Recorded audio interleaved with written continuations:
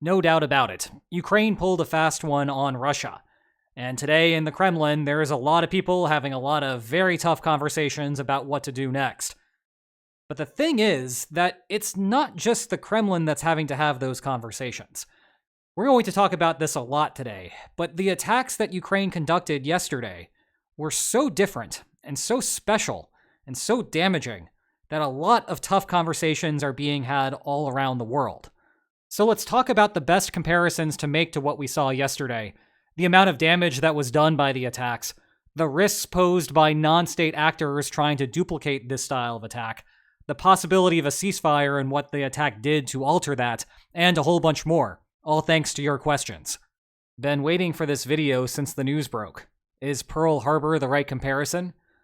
Well, let's take a step back for a moment.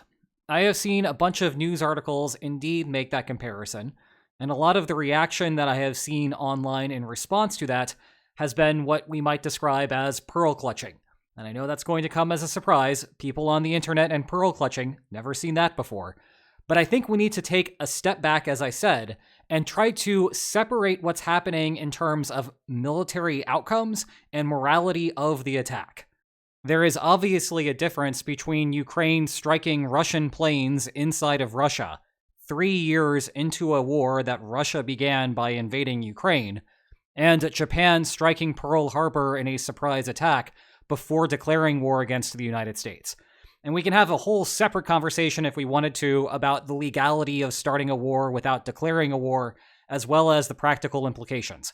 But I want to forget all about that in what we're going to be talking about now. The comparison on the surface in terms of the practical implications of the attack are reasonable. You think about what Pearl Harbor was designed to do. It was trying to cripple the US Navy in the Pacific by attacking all of the US assets stationed in Hawaii. Similarly, although not exactly the same here, Ukraine was trying to strike Russian air assets in Russia in one fell swoop. And both of these had an element of surprise in the sense that the United States was not expecting an attack from Japan because a war had not yet been started. Whereas here, the surprise factor for Russia wasn't that Russia was being attacked, but rather the specific method was a surprise and was fairly clever and innovative, as we'll talk about later on today. But the big difference between Pearl Harbor and Operation Spiderweb is that with Pearl Harbor, Japan did legitimate damage to the United States' ability to project power into the Pacific. Following Pearl Harbor, there were conversations in the US War Cabinet about how exactly we're going to do that.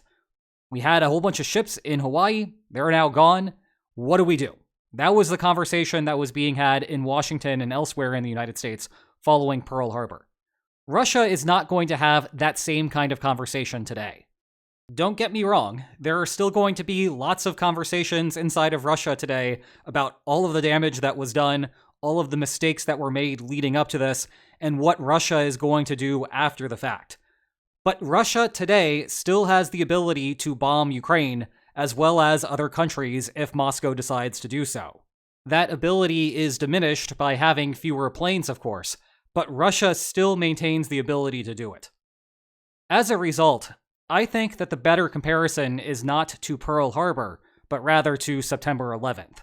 And to repeat myself here, this is not a question of morality. That is not the comparison that I am making. I am talking about the practical consequences of this attack. And I think because if we look at my demographics for this channel, a lot of you don't actually have a political memory of 9/11 as it was happening. So let me give you a little bit of perspective about what I was watching that day and why there is a good comparison to what we're going to see, practically speaking, following Operation Spiderweb. By 11 a.m. or so Eastern Time that day, it was clear to anyone who was paying attention to the news and had any sort of understanding about international relations that the world had changed that day. That September 10th was going to feel very different than September 12th was going to feel the next day. What was September 10th like? Well, let me tell you.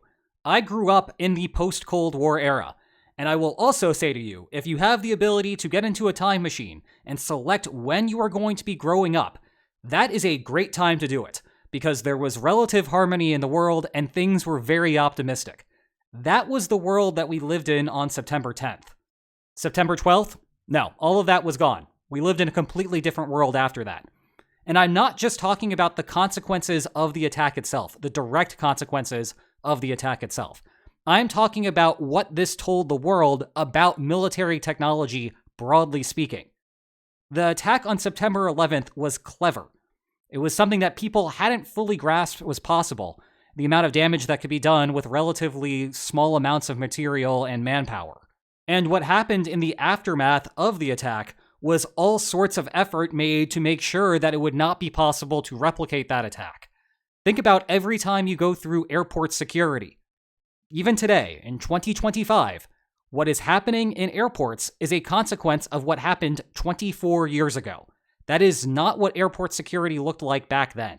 It is what it looks like now. And that is a consequence of the September 11th attacks. And that is why I think this is a better comparison to Operation Spiderweb.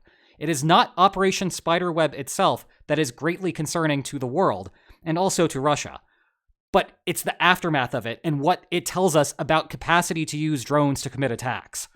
Military planners around the world, again, not just in Russia, everywhere, they are waking up today, trying to understand what happened yesterday, trying to figure out what the current vulnerabilities they have in their particular countries, and getting to work today, not waiting until tomorrow, not waiting until next week, getting to work today on trying to figure out solutions to those problems.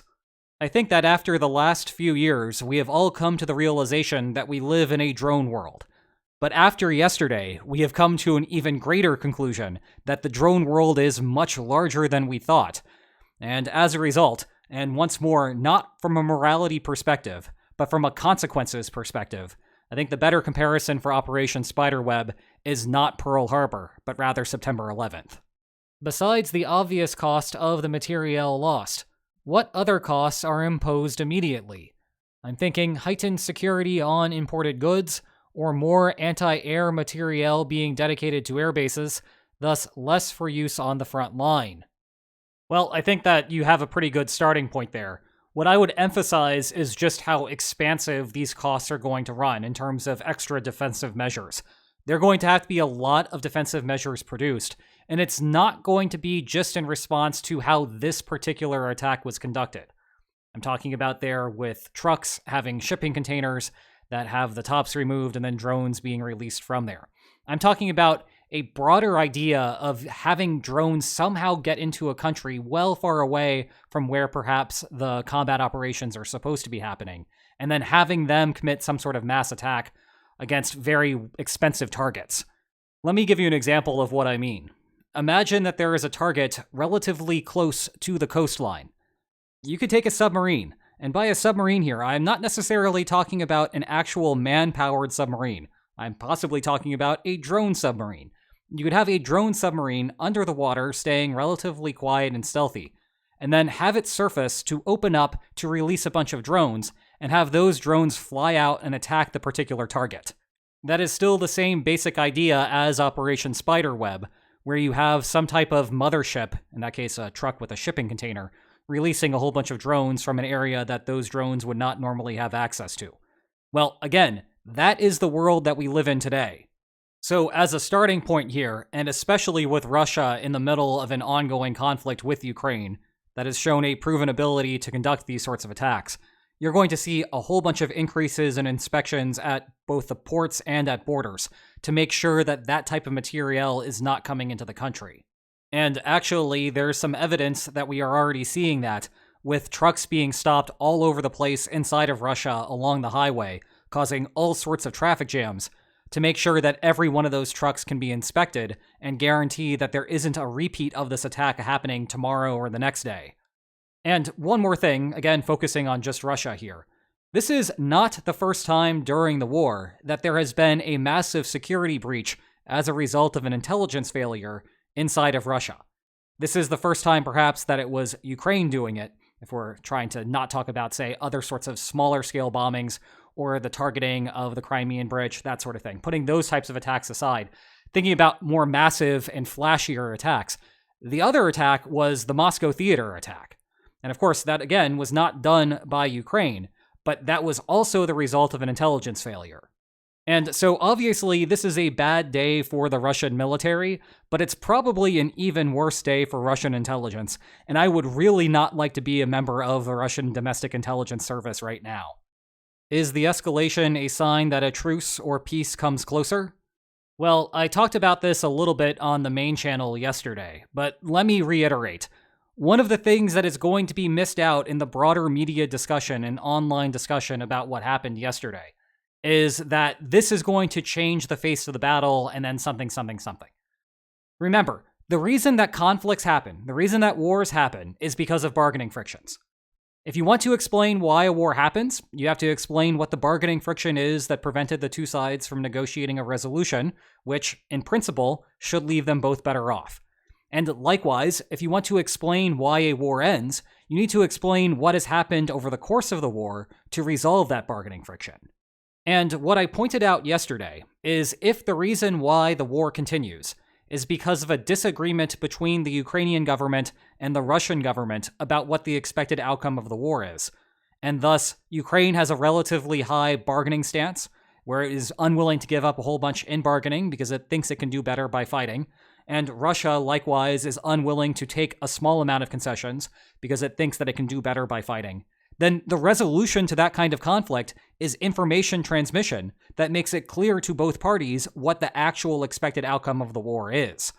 So I could give you a plausible story right now, where there are war planners sitting in Moscow reviewing what happened with Operation Spiderweb, and realizing that Russia is much more vulnerable than they previously thought. And that was something that Ukraine had secretly known, which might have made Ukraine a little bit more optimistic about the outcome of the war than Russia was as of yesterday. And maybe this does not change their opinion about the timeline for Russia being able to capture the 4 eastern oblasts in Ukraine, Luhansk, Donetsk, Zaporizhia, and Kherson. Maybe they still think that they're going to be able to do this by the end of the year, regardless of what's happening with the bombers. However, as long as the war is continuing, it is plausible that Ukraine will be able to commit some other type of attack like this. There is extra knowledge that Ukraine has some sort of capacity to come up with clever styles of attacks that Russia is not going to be able to anticipate. Well, that means that the cost associated with continuing the war is higher from Russia's perspective than Russia thought previously. If so, then again, it is plausible that the Kremlin may tell its negotiators that are currently in Istanbul, well, you know what? Previously, we've had some pretty stringent requirements for a ceasefire. Maybe let's relax those a little bit. Now, whether that gets us very far, I don't know. It does seem like a lot of damage was done to Russia yesterday. I don't know about the $7 billion price tag that Ukraine was claiming, although if you start factoring in all of those costs that are associated with extra inspections and the slowdown in economic commerce as a consequence of this, maybe you start getting up into that figure. Again, I don't know. However, I would not be particularly optimistic that the parties were relatively close to an agreement before this, and so while maybe this is nudging things in the right direction, it probably is not nudging it far enough to, again, make progress in the talks in Istanbul right now. The other half of why the war may be continuing is due to a power shift that could happen once a ceasefire is implemented, where Ukraine is having a hard time creating a front line that Russia is unable to penetrate, and that if there is a ceasefire, then that will give Ukraine plenty of time to work on that, and thus, if you try to restart the war at a future time, it is not going to be as favorable to Russia. Well, whereas I was relatively confident that the new information revealed yesterday is going to be somewhat helpful toward resolving any sort of informational problems between the two parties, this one is a lot more nebulous. I think you would really have to talk to someone who is deep into the trenches here, both literally and metaphorically, about what's happening on the ground. For example, if those bombers were being used to make it difficult for Ukraine to establish a front line currently, then this is going to be helpful in terms of resolving the war. That's because Ukraine is going to be able to establish a front line now, potentially, that is relatively similar to what the front line is that Ukraine could establish if there were a ceasefire, and it's the difference between those two things that is driving the bargaining friction. But I suppose it is also possible that those bombers were going to be useful in trying to destroy a front line that had been created after a ceasefire and weaken it, which would then mean that the shift in the balance of power as a consequence of a ceasefire would be smaller with the bombers existing. That's plausible. Again, I don't know, and it would be really difficult to understand that without talking to someone literally in the trenches here. And then on top of that, I have no idea still how the United States government is going to respond to this, and that is an important part of any sort of peace process. So, in my typical fashion, the answer is I don't know, but hopefully over the last few minutes of me answering this question, you have learned a little bit about how to think about the situation on your own. Does this attack significantly damage the air aspect of Russia's nuclear triad? And if so, does this expose Russia's nuclear deterrence as far more vulnerable and as much less of a threat than previously thought? Just for some background here, a nuclear triad is the ability to deliver nuclear weapons using bombers, like those that were destroyed, submarines, and intercontinental ballistic missiles. I think there is significant evidence that Russia suffered significant damage to its bombers.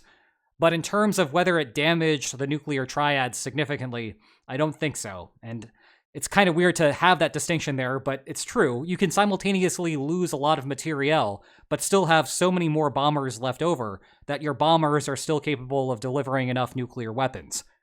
In any case, though, that's why you have a triad in the first place. If an opponent figures out a way to disable 2 of your nuclear delivery mechanisms, you still have the third, and the third has enough nuclear weapons to do sufficient damage to the opponent to deter the opponent from committing the attack in the first place. So I suppose this is a win for whoever was in Russia previously lobbying to maintain the nuclear triad, despite all the expenses that come along with maintaining 3 platforms all at the same time. And just to shoehorn in one final point about the nuclear triad that's relevant to this question, but I did not cover in yesterday's video. If you go through Russia's nuclear doctrine and look at the use cases for nuclear weapons, one of them, which again I did cover yesterday, was threats to Russia's own nuclear weapons. Well, a corollary to that, which was made explicit in what the Russian equivalent of a nuclear posture review would be in 2024, is that an attack on delivery mechanisms for nuclear weapons could fall under that category. So if a country destroys not Russia's nuclear weapons themselves, but Russia's ability to deliver nuclear weapons, it's basically the same thing. Now, this particular attack doesn't really fall under that category because, as I said a moment ago, Russia still has plenty of bombers left over. But if there were to be a larger attack that would destroy more of that stuff, as well as some submarines and ICBMs, it is worth noting that that could be an actual red line for Russia, and not one of these various made-up alleged red lines that we've been hearing about throughout the last 3 years. Is this the biggest, most long-term impactful event since the start of the war? For one day? Yeah, maybe, even probably, depending upon how you want to define things. If you, for example, included the liberation of Kherson/retreat from Kherson, that technically happened in a day, I guess, but it was really the culmination of a lot of offensive actions before that. Similarly, you could call the Russian mobilization in 2022 as something that happened in one day. That was a big, shocking event, so it seems like it's kind of similar to this, although that was also the result of long-term manpower deficiencies from the Russian perspective inside of Ukraine. So perhaps, again, that was more of a build-up than really an actual event that was something that was brand new and unexpected happening in one particular day. So with those restrictions put into place, other than the war itself starting, the only other thing I can think of right now that would be into this sort of conversation is the destruction of the Kakhovka Dam. But even that is a huge distant second. Again, though, there have been a bunch of longer-term periods that have had bigger effects on the war than this probably will, like the defense of Kyiv, like the successful counteroffensives in the fall of 2022, as well as the beginning of the Kursk offensive. Now that the strategy is partially out in the open, is there any potential for Russia to turn these tactics back on Ukraine, such as by sneaking bombs to Kyiv or something along those lines? Well, yes, but also no. Yes, in the sense that, sure, if Ukraine is capable of doing this, then Russia has the logistical capacity, one would imagine, to be able to replicate this in some other form. But the reason I'm saying no is that what Russia has available to it means that Russia doesn't really need to be doing these sorts of things.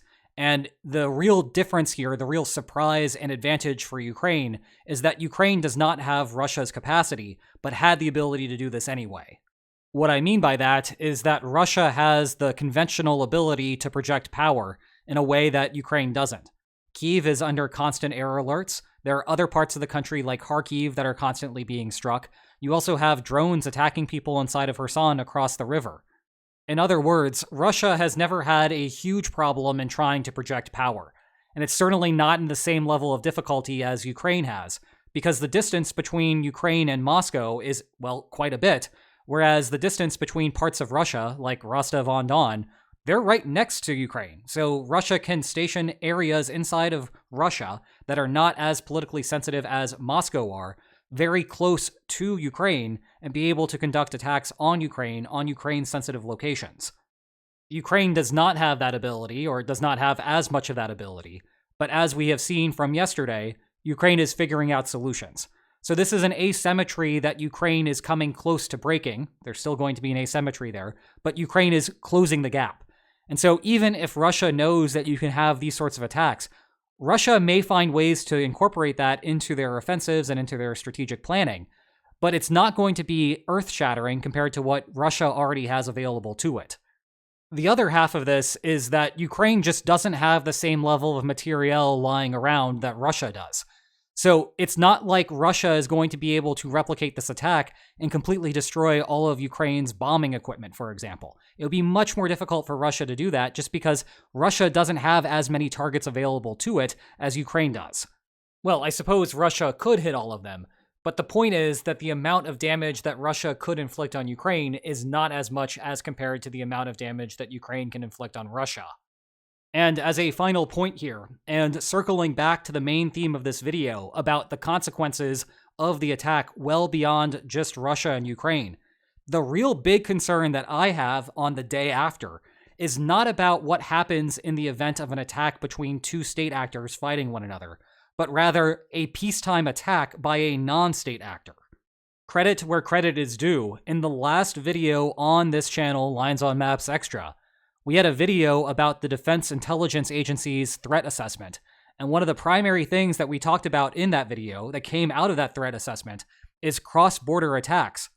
And not just any style of attack, but along the southern border, an attack by a non-state actor using drones, because it is incredibly difficult to be able to attribute who conducted the attack. When you're in the middle of a war like this between Russia and Ukraine, it's pretty clear when Russia sees all of its airfields getting bombed that Ukraine was the one that's responsible. If something similar happens in Texas tomorrow, who's to blame? Who did it? It's not going to be immediately apparent. There's going to be a lot of effort that would have to go into trying to figure that out. And to make matters worse about the non-state actor part of this, I don't think that anyone should be particularly concerned about this style of attack happening between two states during peacetime. What I mean by that is that I don't think that there are a bunch of people sitting in Beijing right now having a conversation. Okay, all we need to do is get a bunch of drones into the United States, hopefully before the tariffs kick in, and then once they're in there, we can have all of those drones come out at once and destroy all of the United States' critical infrastructure in one fell swoop. Yes, there will still be the attribution problem there, but if the United States has a relatively good shot, maybe 50-50 shot of figuring out that it's China, or more, what happens next? Well, the United States will retaliate, and it's the threat to retaliate that deters the initial attack. All of that gets thrown out the window with a non-state actor, though, because non-state actors tend not to have a whole bunch of valuable things lying around that the United States can threaten to bomb in response, which means that the non-state actors have additional incentive to attack here that the state actors do not.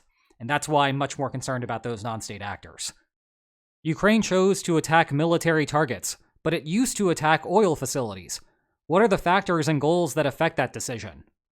You know what? I don't know. And I think this is a very good question, and it's surprising that it's not getting more attention over the last day, because it seems like you could have just done this on oil facilities as well. So why not go after those oil facilities? What's going on with this? Again, I don't know. Some speculation I might be able to offer is that long ago, Biden was against targeting the oil facilities. Presumably, so is Trump, although maybe he's not as vocal about it as Biden was back in the day.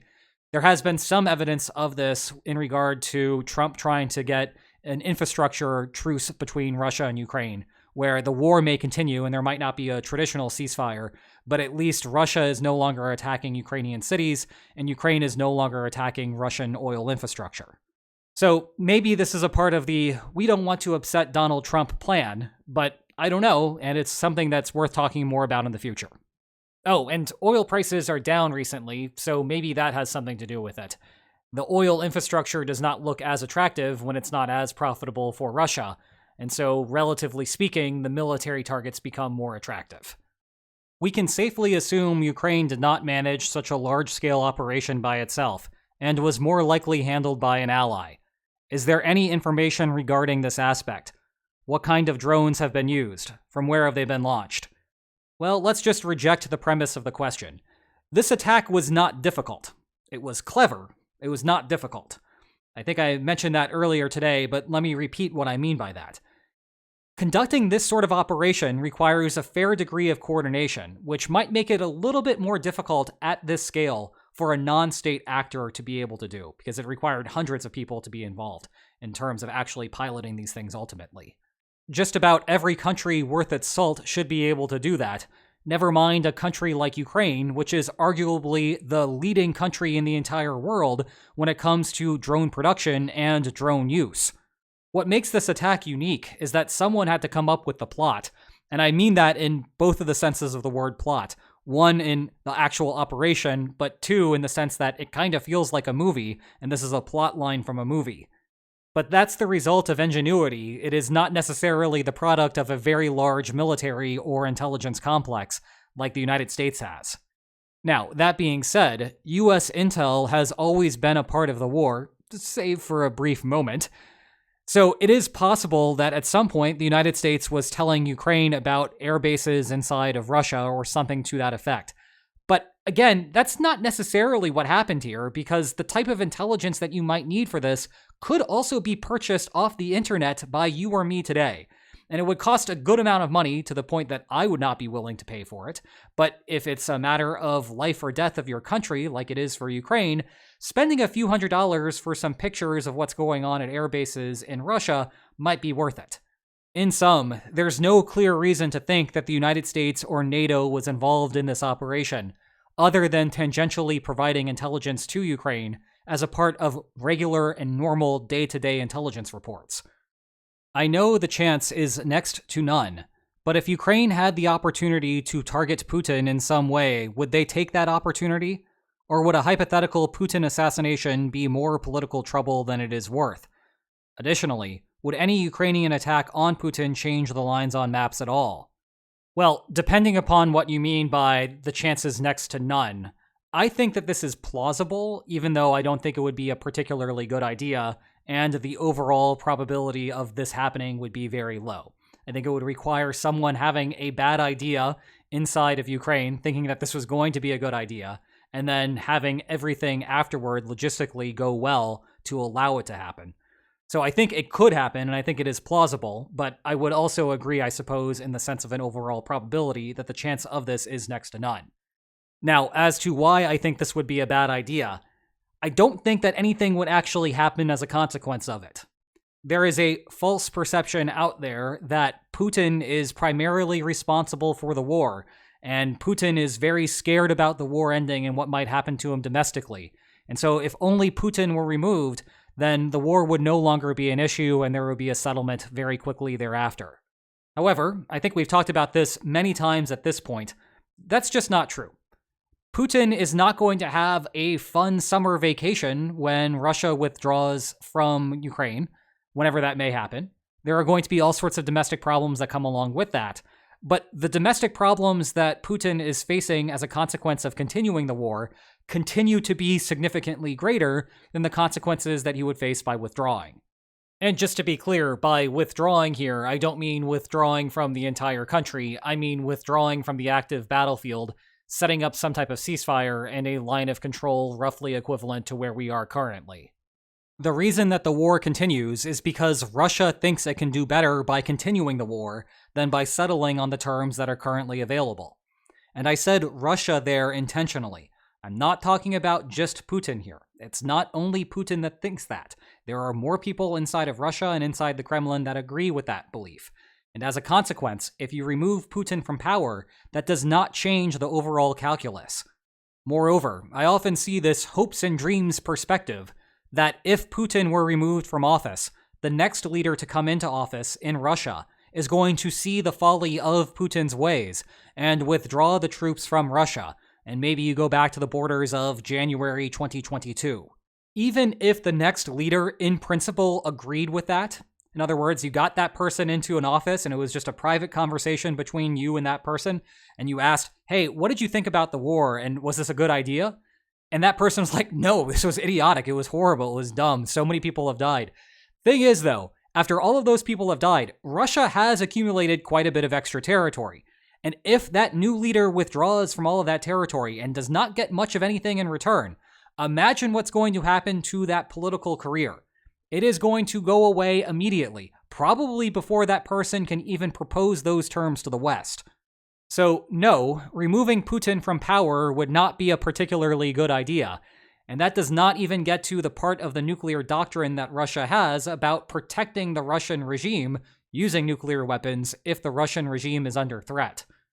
Is there a military anywhere in the world that hasn't now been rocked to its core as to how vulnerable its own bases are? And notice the change in font there. That's because this question came from Blue Sky. Follow me over there at Game Theory 101.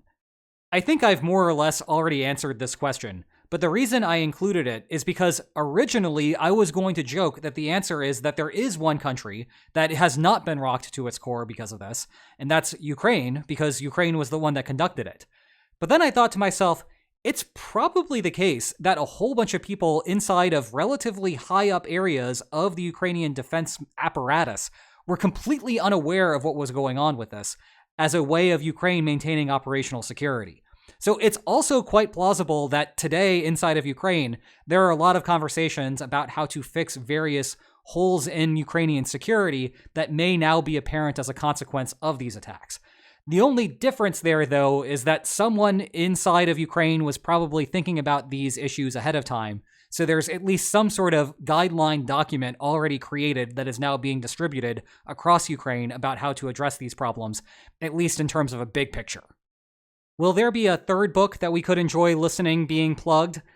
I don't have any plans right now. I have way too many things to do with my time currently, and so writing a book being as much of a time-consuming project that it is, I just can't squeeze that in currently. I think I probably will eventually do something along those lines once the war ends, and it's probably also worth noting that I have a traditional academic career as well that I've written books for. So I have a textbook on game theory. I also have a dissertation that was on bargaining over nuclear weapons, which is probably going to be quite important in the next few weeks, or maybe stretching out to months with Iran. We'll see. Also some books on militant groups. I've done a lot of stuff in an academic career that's not the types of things that I talk about here on YouTube. But this is probably a good place to call it for today. So thank you for giving me your questions. I hope you enjoyed today's video. And oh yeah, if you want to learn more about the war, check out these two amazing books on the topic. You can check the video description for more information about them. And if you enjoyed this video, please like, share, and subscribe, and I'll see you next time. Take care.